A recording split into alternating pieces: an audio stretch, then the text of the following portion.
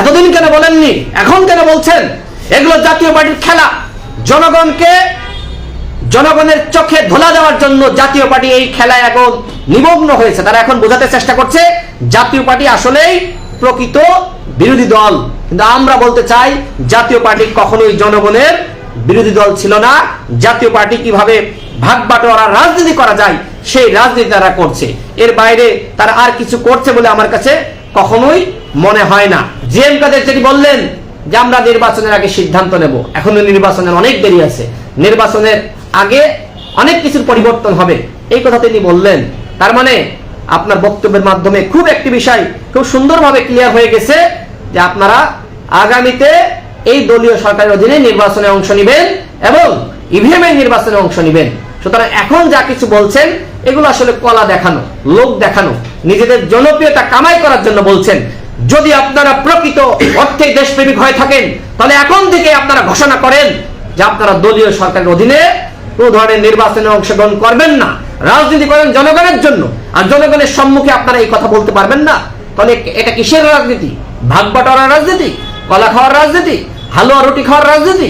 এই হালুয়া রুটি খাওয়ার রাজনীতি বাংলাদেশে বন্ধ করতে হবে। আগামী নির্বাচনে যারা এই দলীয় সরকারের অধীনে নির্বাচনে অংশ নেবে, জনগণ তাদেরকে লাল কার্ড দেখিয়ে রাজনীতির ময়দান থেকে তাদেরকে আউট করে দিবে। খালেদা জিয়ার প্রতি সবার সম্মান রয়েছে, তিনি একজন ত্যাগী নেত্রী এবং কখনোই জাতির সাথে বেইমানি করেননি। তার বিরুদ্ধে যে দুর্নীতির অভিযোগ, তিনি নাকি 2 কোটি টাকা এতিমের টাকা মেরে খেয়েছে, কিন্তু এখনো পর্যন্ত কেউ বলতে পারবে না যে এতিমের টাকা তিনি মেরে খেয়েছেন। মূলত এতিমের টাকা ব্যাংকেই ছিল, সেই টাকা আরো সুদে আসলে আরো বেড়েছে, কমেনি, কিন্তু তিনি মেরেও খাননি। তারপরেও মিথ্যা মামলায়, যেহেতু অন্যান্য মামলায় তাকে গ্রেপ্তার করা যাচ্ছিল না, অন্যান্য কোনো দুর্নীতির অভিযোগ তার বিরুদ্ধে নাই, সেই ক্ষেত্রে এই একটি সুযোগ সৃষ্টি করে তাকে এই মামলায় গ্রেপ্তার করে রাখা হয়েছে। আইনমন্ত্রী ইতিমধ্যে কি বলেছে আপনারা শুনেছেন, তিনি বলেছেন যে মনে হয় না খালেদা জিয়া নির্বাচনে অংশ নিতে পারবেন। আওয়ামী লীগের নেতারা তারা এখন খেলার আহ্বান জানাচ্ছে বিএনপিকে। তো বিএনপি যখন খেলা খেলতে রাস্তায় নামলো, তখন আবার তারা বলছে লাঠি সুটা নিয়ে বিএনপি সন্ত্রাসীর দল তারা রাস্তায় নেমেছে। তো আপনারা যে বিএনপির 4 জন কর্মীকে গুলি করে হত্যা করলেন, সেটি কি? কেন হত্যা করলেন? এভাবে কি হত্যা করার অধিকার আপনাদের আছে? আপনারা 2006 সালে কি ঘোষণা দিয়েছিলেন? লগি বৈঠা নিয়ে মানুষকে রাজপথে নামার আহ্বান জানিয়েছিলেন, লাশের উপর নৃত্য পর্যন্ত আপনারা করেছেন। এই ইতিহাসকে মানুষ ভুলে গিয়েছে। 1986 সালে আপনারা এরশাদের অধীনে নির্বাচনে অংশগ্রহণ করেছিলেন।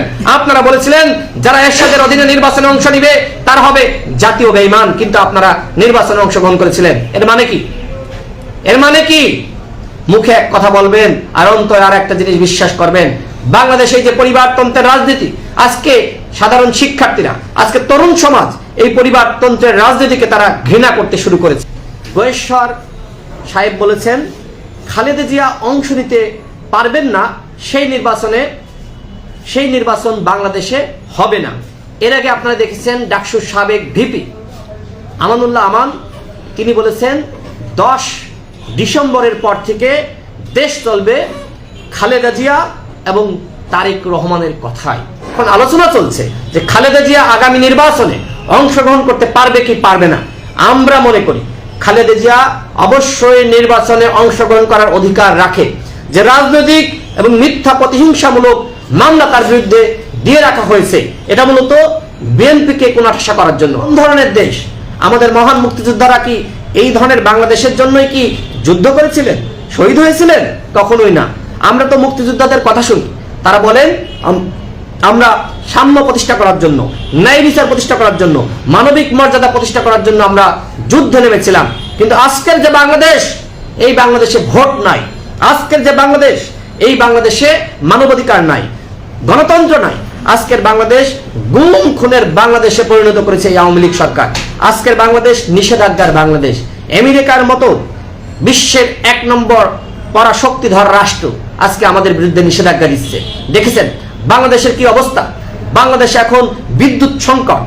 আজকে গ্রামগঞ্জে 15 ঘন্টা করে বিদ্যুৎ থাকে না, অথচ এই সরকার শতভাগ বিদ্যুতের সরকার হিসেবে তারা দাবি করে। উন্নয়নের গল্প সারাক্ষণ বলেই যায়। ঢাকা শহরে 5 থেকে 6 বার করে প্রতিদিন লোডশেডিং হয়। 2 ঘন্টা পর পর 1.5 ঘন্টা পর পর বিদ্যুৎ যায়। এই হচ্ছে উন্নয়ন? উন্নয়নের নামে জনগণকে মিথ্যা গল্প বলে এই সরকার ঘুম পাড়িয়ে রাখতে চায়। আমরা বলতে চাই, জনগণ এখন স্বতঃস্ফূর্তভাবে রাস্তায় নামা শুরু করেছে, জনগণ এখন প্রতিবাদ করা শুরু করেছে। জনগণকে আপনারা দীর্ঘদিন দমন পীড়ন করে চুপ করে রাখতে সক্ষম হয়েছিলেন, কিন্তু আর চুপ করে আপনারা রাখতে পারবেন না। ইতিমধ্যে দেখেছেন বিএনপির 4 জন নেতাকে, 4 জন কর্মীকে হত্যা করা হয়েছে।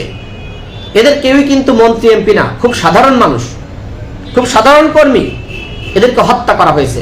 তারপরেও কি বিএনপি সমাবেশে লোক সমাগম কমাতে পেরেছেন? কমাতে পারবেন না। কারণ কি জানেন? কারণ নিত্য পণ্যের দাম আপনারা এতটাই বাড়িয়েছেন, মানুষের জীবন চলাচল করতে আজকে কষ্ট হচ্ছে, জনগণের নাভিশ্বাস উঠেছে। আজকে আওয়ামী লীগ বলেন, বিএনপি বলেন, যারা সাধারণ কর্মীরা রয়েছে, কেউ কিন্তু ভালো নাই। কতজন মানুষ ভালো আছে? খুব অল্প সংখ্যক। আওয়ামী লীগের মন্ত্রী এমপি, বড় বড় রাজনীতিবিদ, চেয়ারম্যান, মেম্বার, এরা হয়তো ভালো আছে, কিন্তু সাধারণ একজন কর্মী, সে আওয়ামী লীগের হোক, বিএনপি হোক, জামাতের হোক, আর জাতীয় পার্টির হোক, আর যে দলেরই হোক, কেউ কিন্তু ভালো নাই। জাতীয় পার্টিকে বলা হচ্ছে বাংলাদেশের জাতীয় সংসদের বিরোধী দল। এই দলটি নাকি আবার জনগণেরও বিরোধী দল। তাদের নেতাদের বক্তব্য শুনলে আমার কাছে মনে হয় যে তারা আসলে কি বলছেন, তারা আসলে কি খেয়ে বক্তব্য দিচ্ছেন আমি জানি না। তারা বিরোধী দল হিসেবে নিজেদেরকে দাবি করছে, অথচ আজকে বিএনপি, গণ অধিকার পরিষদ, অন্যান্য দলের নেতাকর্মীদেরকে গ্রেপ্তার করা হচ্ছে, মামলা দেওয়া হচ্ছে, তাদের সভা সমাবেশে হামলা করা হচ্ছে। জাতীয় পার্টি কোনো সভা এখনো পর্যন্ত পণ্ড করা হয়েছে? তাদের নেতাদের নামে মামলা দিয়ে গ্রেপ্তার করা হয়েছে? তাহলে কিসের বিরোধী দল? আজকে গৃহপালিত বিরোধী দল হয়ে আজকে জনগণকে আপনারা ধোঁকা দিতে চাচ্ছেন। এই ধোঁকাবাজি আর কইরেন না। এই ধোঁকাবাজি করতে করতে আজকে আপনাদের দল ধ্বংসের দ্বার প্রান্তে এসে দাঁড়িয়েছে। এরশাদ সাহেব যতটুকু রেখে গিয়েছিলেন তার আজকে শোয়া আনাবার নাই।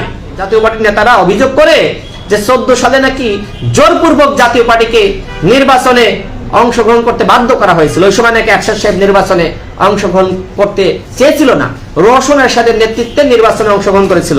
এবং এক্ষেত্রে জিএম কাদেরকে অনেকে বলে যে অনেক দেশপ্রেমিক একজন মানুষ। ঠিক আছে, মেনে নিলাম, তিনি বুয়েট থেকে পড়াশোনা করেছেন, কিন্তু কথা হলো 14 সালে তিনি কেন চুপ ছিলেন? তার ভাইয়ের সাথে এতগুলো ঘটনা ঘটলো, এখনো পর্যন্ত তিনি কেন বলছেন না? সুতরাং আজকের বাংলাদেশের গণতন্ত্রকে আমি সকল দলের উদ্দেশ্যে বলতে চাই, আপনাদের দলগুলোতেও গণতন্ত্রের প্রতিষ্ঠা করা দরকার। একটি বাংলাদেশ, একটি দেশ কখনো এভাবে চলতে পারে না।